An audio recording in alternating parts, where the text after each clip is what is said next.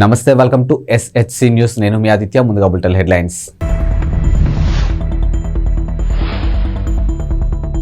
గొంతు ఇన్ఫెక్షన్తో యశోద ఆసుపత్రిలో చేరిన మంత్రి కోమటిరెడ్డి వెంకటరెడ్డి. ఏపీలో మీచౌంగ్ ప్రభావిత ప్రాంతాల్లో కేంద్ర బృందం పర్యటన. మంచం కింద పడుకొని తుపాకీ పేల్చిన 4 ఏళ్ల బాలుడు తల్లిదండ్రులపై కేసు. తెలంగాణ మంత్రి కోమటిరెడ్డి వెంకటరెడ్డి స్వల్ప అస్వస్థతో ఆసుపత్రిలోనూ చేరారు. ఎన్నికల ప్రచార సమయం నుంచి ఆయన గొంతు నొప్పితో బాధపడుతున్నారు. అది మరింత తీవ్రం కావడంతో హైదరాబాద్ సోమాజిగూడలోని యశోద ఆసుపత్రిలోనూ చేరారు.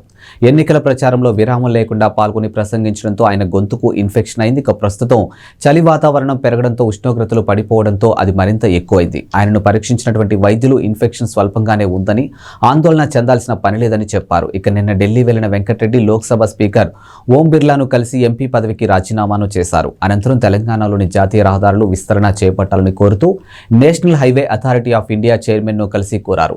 హైదరాబాద్ చేరుకున్న తర్వాత యశోద ఆసుపత్రిలోనూ చేరారు. ఆంధ్రప్రదేశ్లోని మీచౌంగ్ తుపాను ప్రభావిత ప్రాంతాల్లో ఈ రోజు రేపు కేంద్ర బృందం పర్యటించనుంది. ప్రభావిత జిల్లాలో నష్టపోయిన పంటలు, ఇతర ఆస్తులను అధికారులు అంచనా వేయనున్నారు. ఈ మేరకు కేంద్ర బృందం బుధవారం ఆంధ్రప్రదేశ్ కు చేరుకుంది. బుధవారం కృష్ణా, బాపట్ల జిల్లాలో, గురువారం నెల్లూరు, తిరుపతి జిల్లాల్లో అధికారులు బృందం పరిశీలన చేయనుంది.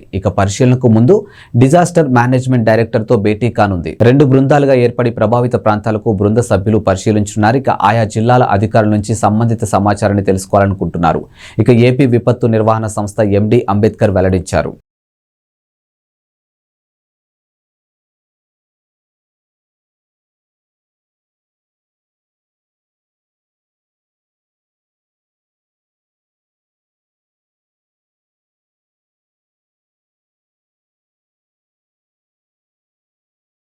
అమెరికాలోని వెస్ట్ మోర్లాండ్ కౌంటీలో ఉన్నటువంటి 4 ఏళ్ల బాలుడు మంచం కింద పడుకుని తుపాకీతో తనకు తాను కాల్చుకుని గాయపరుచుకున్నాడు. ఘటనలో తల్లిదండ్రులు లారా స్టిల్, మైకెల్ లీన్పై జిల్లా న్యాయవాది అధికారులు అభియోగాలు నమోదు చేశారు. ఈ ఘటనపై విచారణ అనంతరం పిల్లల సంక్షేమాన్ని ప్రమాదంలో పడేయడంతో పాటు నిర్లక్ష్యంగా వ్యవహరించారంటూ వారిపై అభియోగాలు కేసు నమోదు చేశారు. ఇదొక విషాద ఘటనని, ఆమోదయోగ్యం కానిదని జిల్లా అటర్నీ పేర్కొన్నారు. ఇటువంటి వారిని నిరోధించాల్సిన అవసరం ఉందని అన్నారు. ఇలాంటి ఘటనలకు నిరోధించాలంటే అందుకున్నటువంటి ఏకైక మార్గం తుపాకులను సురక్షిత ప్రదేశంలో ఉంచడమేనని స్పష్టం చేశారు. ఈ ఏడాది జూలై 6న రోస్టవర్ టౌన్షిప్లో ఉన్నటువంటి గౌడియా డ్రైవ్లోని తన ఇంట్లో 4 ఏళ్ల రోనీలిన్ ప్రమాదవశాత్తు తుపాకీ పేల్చి గాయపడ్డాడు. వెంటనే అతన్ని ఆసుపత్రికి తరలించారు. చిన్నారి ఇప్పటికీ నిరంతరం వైద్య సంరక్షణ పొందుతున్నట్లు అధికారులు తెలిపారు. తుపాకీని లోడ్ చేసి బెడ్రూమ్లో నేలపై ఉంచడంతోనే ఈ ఘటన జరిగిందని విచారణలో వెల్లడైంది. ఘటనా సమయంలో స్టీల్, లీన్ ఇద్దరు ఉన్నారు. తుపాకీ శబ్దం వినిపించిన తర్వాత వెళ్లి చూస్తే కుమారుడు గాయంతో, రక్తమూడుతో కనిపించాడు. పక్కనే తుపాకీ ఉంది. ప్రతి నేరాన్ని నిరోధించలేమని, కానీ అత్యంత దుర్బలమైన వాటిని నిరోధించేందుకు ఓ మార్గాన్ని కనుగొల్సి ఉందని జిల్లా అటర్నీ పేర్కొన్నారు. తుపాకులకు సురక్షిత ప్రదేశంలో ఉంచడం ద్వారా ఇటువంటి ఘటనలకు నిరోధించవచ్చని వివరించారు. తక్షణ మానవతావాద సాయం కోసం గాజాలో ఇజ్రాయెల్ హమాస్ కాల్పుల విరమణకు డిమాండ్ చేస్తూ ఐక్యరాజ్య సమితి జనరల్ అసెంబ్లీలో ప్రవేశపెట్టినటువంటి ముసాయిదా తీర్మానానికి భారత్ అనుకూలంగా ఓటు వేసింది. హమాస్ చెరలో ఉన్నటువంటి బందీలందరినీ బేషరతుగా విడుదల చేయాలని ఈ తీర్మానంలోనూ పొందుపరిచారు. Algeria, Bahrain, Iraq, Kuwait, Oman, Qatar, Saudi Arabia, UAE, పాలస్తీనాతో పాటు అనేక దేశాలు స్పాన్సర్ చేసినటువంటి ఈ తీర్మానంపై మంగళవారం ఓటింగు జరిగింది. అమెరికా, ఇజ్రాయెల్తో సహా 10 దేశాలకు వ్యతిరేకంగా ఓటు వేశాయి. మరో 23 దేశాలు ఓటింగ్కు దూరంగా ఉన్నాయి.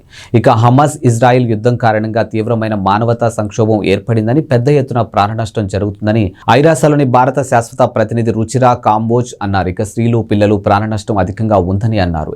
జనరల్ అసెంబ్లీలో ప్రవేశపెట్టిన తీర్మానానికి భారత్ అనుకూలంగా ఓటు వేసిందని పేర్కొన్నారు. ఈ తీర్మానంలో అనేక కోణాలు ఉన్నాయని, హమాస్ చెరలో బందీల పట్ల భారత్ ఆందోళన వ్యక్తం చేస్తుందని రుచిరా కాంబోజ్ పేర్కొన్నారు. తెలంగాణలో నూతనంగా ఏర్పడిన కాంగ్రెస్ ప్రభుత్వం వడివడిగా అడుగులు వేస్తూ ముందుకు సాగుతుంది. కొత్త మంత్రులు ఆయా శాఖలపై అధికారులతో సమీక్షలు నిర్వహిస్తున్నారు. అయితే కాంగ్రెస్ ప్రభుత్వం 6 నెలలు మించి ఉండదంటూ విపక్ష నేతలు విమర్శలకు దిగుతూ ఉన్నారు. ముఖ్యంగా హిప్ రీప్లేస్మెంట్ సర్జరీ చేయించుకుని ఆసుపత్రిలో చికిత్స పొందుతున్నటువంటి మాజీ సీఎం కేసీఆర్ ను సీఎం రేవంత్ సహా పలువురు మంత్రులు కాంగ్రెస్ నేతలు పరామర్శించిన నేపథ్యంలో ఈ తరహా విమర్శలు మరింత ఎక్కువయ్యాయి. ఈ విమర్శలకు కాంగ్రెస్ నేత విజయశాంతి కౌంటర్ ఇచ్చారు. ఇక బీఆర్ఎస్ అధినేత కేసీఆర్ ను కాంగ్రెస్ ప్రభుత్వ నేతలు మర్యాదపూర్వకంగా కలిసి ఓదార్పు ఇచ్చారని, దీనిపై కూడా కొంతమంది బీఆర్ఎస్ ముఖ్య నేతలు వ్యతిరేక వ్యాఖ్యలు చేయడం సమంజసం కాదని ఆగ్రహం వ్యక్తం చేశారు. ఇక మానవీయ స్పందనకు రాజకీయాన్ని కలపడం నేటికి బీఆర్ఎస్ కు అవసరమేమో కానీ కాంగ్రెస్ ప్రభుత్వానికి అవసరం లేదని మండిపడ్డారు. ప్రభుత్వం కూలుతుందంటూ బీఆర్ఎస్ నేతలు చేస్తున్నటువంటి తప్పుడు ప్రకటనలు కేసీఆర్ తప్పక ఖండించాల్సిన అవసరం ఉందని ఆమె తెలియజేశారు. తెలంగాణ కొత్త సీఎం రేవంత్ రెడ్డి సంచలన నిర్ణయాలతో తమదైన మార్కు పాలన కనబరుస్తున్నారు. ఇక సర్కార్ కొలువుదీరిన రోజు నుంచి సరికొత్త నిర్ణయాలతో దూకుడుగా వ్యవహరిస్తూ ఉన్నారు. గత ప్రభుత్వం హయాంలో తీసుకున్నటువంటి నిర్ణయాలను సమీక్షిస్తూ కీలక ఆదేశాలు జారీ చేస్తూ ఉన్నారు. ఈ క్రమంలోనే సీఎం రేవంత్ రెడ్డి మరో కీలక నిర్ణయం తీసుకునేందుకు రెడీ అయినట్లు తెలుస్తుంది. బీఆర్ఎస్ ప్రభుత్వం నిర్మించి తలపెట్టినటువంటి ఓఆర్ఆర్ లో metro project CM Revanth Reddy రద్దు చేసేందుకు మొగ్గు చూపుతున్నట్లు సమాచారం. అయితే తాజాగా ఈ మెట్రో విస్తరణ పనులకు సీఎం రేవంత్ బ్రేకులు వేయనున్నట్లు సమాచారం. ఇక మంగళవారం ఎంఐఎం ఎమ్మెల్యేతో సీఎం రేవంత్ రెడ్డి భేటీ అయ్యారు. పలు అభివృద్ధి పనులు కార్యాచరణపై వారితో చర్చించారు. ఈ సందర్భంగా ఓఆర్ఆర్ మెట్రో విస్తరణ ప్రాజెక్టు అంశం కూడా చర్చకు వచ్చినట్లు తెలుస్తుంది. ఇక ఔటర్ రింగ్ రోడ్డు వరకు మెట్రో విస్తరణ అవసరం లేదని, అది కొందరు రియల్ ఎస్టేట్ వ్యాపారులకు లాభం చేకూర్చేందుకు గత ప్రభుత్వం తీసుకున్న అనాలోచిత నిర్ణయంగా సీఎం అభిప్రాయపడినట్లు తెలుస్తుంది.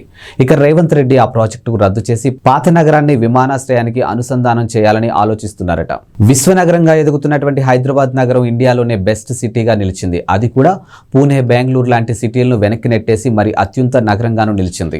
అయితే బెస్ట్ సిటీగా నిలవడం 2015 నుంచి హైదరాబాద్ కు ఇది 6వ సారి కావడం విశేషం. ఈ విషయాన్ని మాజీ మంత్రి కేటీఆర్ ట్విట్టర్ ద్వారా పంచుకున్నారు. అయితే మెర్సర్ అనే అమెరికాకు చెందినటువంటి కన్సల్టెన్సీ ఆర్థిక సేవల సంస్థ తాజాగా ఉత్తమ జీవన ప్రమాణాలతో కూడినటువంటి ప్రపంచ నగరాల ర్యాంకింగ్స్ ను రిలీజ్ చేసింది. ఈ ర్యాంకింగ్స్ లో ఇండియా నుంచి హైదరాబాద్, పూణే, బెంగళూరు చోటు దక్కింది.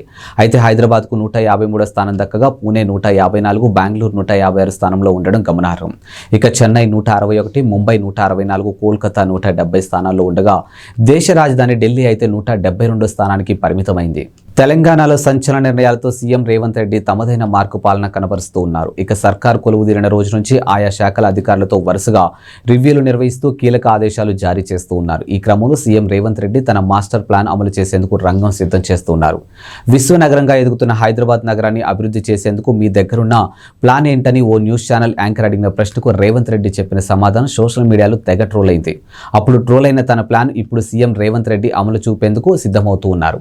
హైదరాబాద్ మహానగరంలో మూసీ నది ప్రారంభమయ్యే ప్రాంతం నుంచి చివరి వరకు మూసీ నది పరివాహక ప్రాంతాన్ని మొత్తం ఉపాధి, ఆర్థికాభివృద్ధి ప్రాంతంగా రూపుదిద్దించాలని సీఎం రేవంత్ రెడ్డి అధికారులను ఆదేశించారు. వైఎస్ఆర్సీపీ అధినేత వైఎస్ జగన్ కీలక నిర్ణయం తీసుకున్నారు. ఇక వైఎస్ఆర్సీపీ రాష్ట్ర యువజన విభాగం, మహిళా విభాగం నూతన కమిటీలు నియమించారు. కొత్తగా కార్యవర్గాన్ని నియమిస్తూ ఆదేశాలు జారీ చేశారు. ఇక యువజన విభాగం అధ్యక్షుడిగా బైరెడ్డి సిద్ధార్థరెడ్డి, ఉపాధ్యక్షులుగా కొండా రాజీవ్ గాంధీ, పిన్నెల్లి వెంకట్రామరెడ్డిని నియమించారు. ఇక మొత్తం 64 మందితో నూతన కమిటీని నియమించినట్లు వైఎస్ఆర్సీపీ కేంద్ర కార్యాలయం ఓ ప్రకటనలోనూ పేర్కొంది. మరోవైపు వైఎస్ఆర్సీపీ రాష్ట్ర మహిళా విభాగానికి కూడా నూతన కమిటీ నియమించారు. ఇక వైఎస్ఆర్సీపీ మహిళా విభాగానికి ఎమ్మెల్సీలు పోతుల సునీత, వరదు కళ్యాణిలు ఇద్దరిని అధ్యక్షులుగాను నియమించారు. అలాగే ఉపాధ్యక్షులుగా మంతెన మాధవి వర్మ, బండి పుణ్యశీల, డాక్టర్ శశికళను నియమించారు. ఇక మొత్తం 64 మందితో నూతన కార్యవర్గాన్ని నియమిస్తున్నట్టు పార్టీ కేంద్ర కార్యాలయం ఓ ప్రకటనలోనూ విడుదల చేసింది.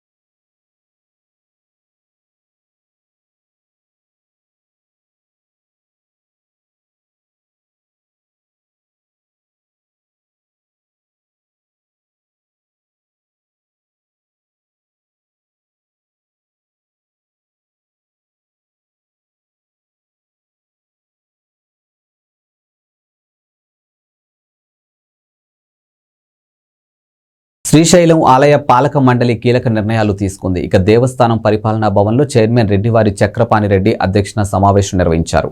ఆలయ ఈవో డి పెద్దిరాజు 30 అంశాలు ప్రవేశపెట్టగా 28 అంశాలకు సభ్యులు ఆమోదం తెలిపారు. ఇక ప్రధానంగా మహాక్షేత్రంలో సామాన్య భక్తుల కోసం 200 వసతి గదులు కూడినటువంటి సముదాయాన్ని 52 కోట్లతో నిర్మించేందుకు ఆమోదం తెలిపింది.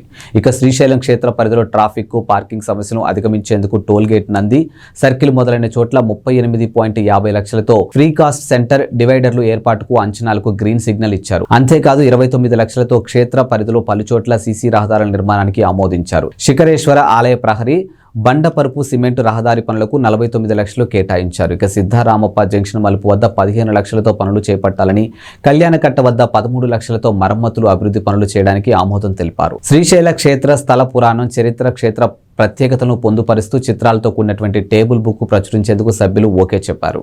ఇవి ఇవాల్టి బులెటిన్ అప్డేట్స్. మరో బులెటిన్తో మళ్ళీ కలుద్దాం. అంతవరకు సెలవు. నమస్కారం.